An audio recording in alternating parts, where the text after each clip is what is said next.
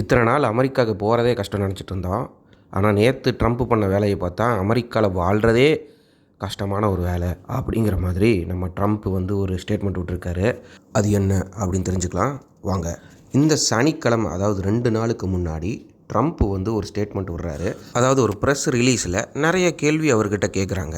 India மாதிரி ஒரு வளரும் நாடை இப்படி மறைமுகமாகவும் நேரடியாகவும் தாக்குறதால நம்ம நாட்டுக்கு வர வேண்டியவர்கள் நல்ல டேலண்ட்ஸ் எல்லாம் வராமல் போகுதே, இது திட்டமிட்டு செயல்பட்டதா அப்படின்னு சொல்லிட்டு நிறைய ப்ரெஸ் ரிலீஸஸில் கேட்குறாங்க அவர்கிட்ட. அதுக்கு அவர் சொன்ன ஒரு வார்த்தை என்னென்னா, உங்களுக்கு எப்படி இதெல்லாம் தெரியும் அப்படின்னு சொல்லி ஒரு கேள்வி கேட்குறாரு. அதோட வந்து அந்த வீடியோ முடியுது. அடுத்த நாள், அதாவது சண்டே காலையில் இவர் போடுற நியூஸ் என்ன அப்படின்னு பார்த்தீங்கன்னா, இனிமேல் அமெரிக்காவில் ரிலீஸ் ஆகும் திரைப்படங்களுக்கு, வெளிநாட்டு திரைப்படங்களுக்கு 100% டேரிஃப் கொடுக்கப்படும் அப்படின்றாரு. எங்கே? தியேட்டர்லையா? கிடையாது, ஓடிடி சேனல்ஸில். ஸோ இந்தியாவில் இருக்கிற ஓடிடி சேனல்ஸ் எல்லாம் என்ன அப்படின்னு பார்த்தீங்கன்னா, ஜியோ ஹாட்ஸ்டாரு, அப்புறம் ஆஹா, ஜி5, சோனி லைவு. சாட்டர்டே சண்டே நம்ம இந்தியர்கள் ரொம்ப ரொம்ப கம்மி செலவில் என்ஜாய் பண்ணக்கூடிய ஒரே விஷயம் என்னென்னா, அங்கே சினிமாவுக்கு போகிறது தான். மீதி எங்கே போனாலும் பயங்கரமான காஸ்ட்டு.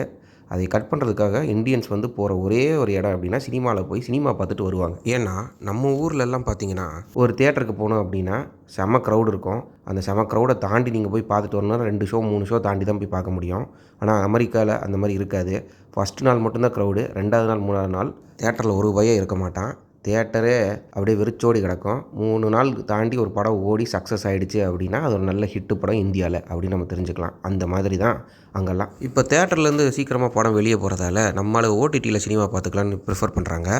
இப்போ அந்த ஓடிடி சேனல்ஸில் ஒரு படத்தை நீங்கள் பார்க்கணும் அப்படின்னா சில பெய்டு வெர்ஷன்ஸ் எல்லாம் இருக்குது. அதாவது லேட்டஸ்ட்டாக இன்றைக்கி வந்து கூலி படம் ரிலீஸ் ஆகுது அப்படின்னு வச்சுப்போம். ஒரு வாரத்துக்கு ஓடிடி சேனல்ஸில் போட மாட்டாங்க.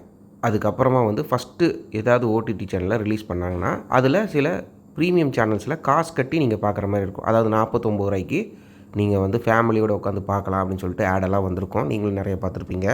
அதே மாதிரி அங்கேயும் $1 $2 கட்டி நீங்கள் சினிமாவை பார்க்கலாம் ஓடிடி சேனல்ஸில்.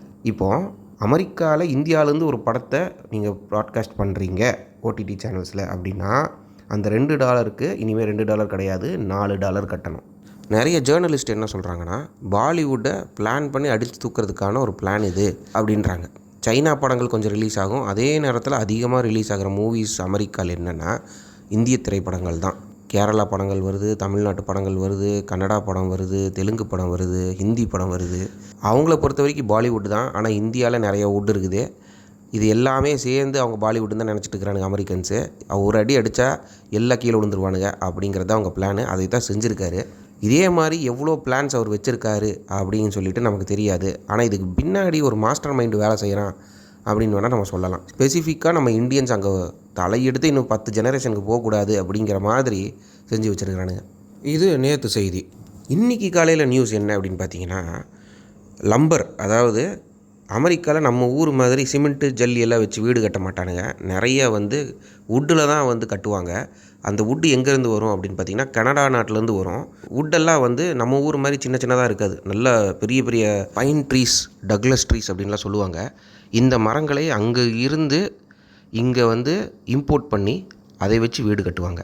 ஏன்னா அமெரிக்காவில் நிறைய பாப்புலேஷன் இருக்குது அப்படிங்கிறதால ஏகப்பட்ட மரத்தை போன ஜெனரேஷனில் வெட்டி தள்ளியாச்சு. ஆனால் கனடாவில் அந்த மாதிரி கிடையாது. ரொம்ப ரொம்ப கம்மி பாப்புலேஷன், நிறைய இடம் இருக்குது, நிறைய காடுகள் இருக்குது. அதனால் அவங்களோட மெயின் தொழிலே இந்த வுட்டை எக்ஸ்போர்ட் பண்ணுறது தான் அமெரிக்காவுக்கு.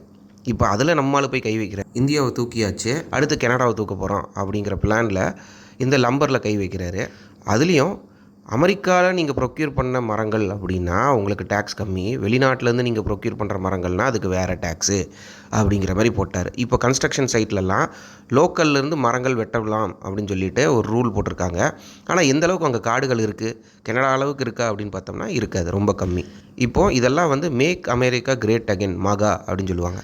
அந்த ஒரு கான்செப்டில் அவர் செய்கிறாரு. ஆனால் அவங்க நாட்டு மக்களே அது எந்த அளவுக்கு பாதிக்கும் அப்படிங்கிறத இன்னும் அவர் புரிஞ்சுக்க மாட்டேன்றாரு.